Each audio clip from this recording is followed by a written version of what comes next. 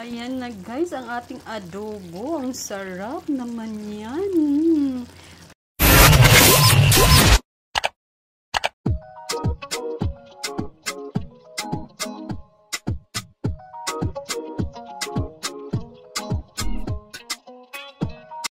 Hi guys, so pinainit ko na siya guys. So ito yung marinate ko to guys. Things in araw to na 2 days. So ayan guys.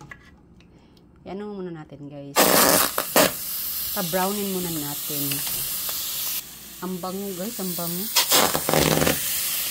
Ang bango talaga. Oo. Ayan. So ayan guys, paanuhin ko muna to guys. Tapos, ito next. And then, hindi ko na to i-ano yung sabaw kasi tapos ito guys, ilalagay ko yung sabaw dyan. Ayan guys, balihon na natin guys. Just 5 minutes. Ayan, ano na. Nag-brown na siya.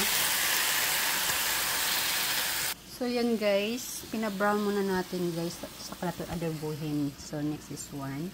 So, yung ni-marinate ko pala guys, may ano siya, may vinegar and of course, soy sauce and then mga paminta, black pepper, etc. A lot of seasoning. Ayan.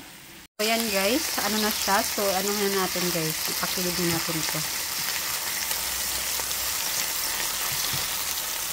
Ayan. Guys, bawang.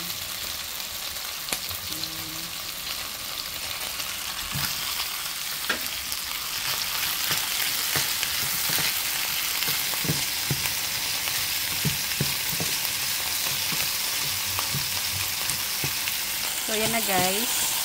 Lagyan na natin lahat.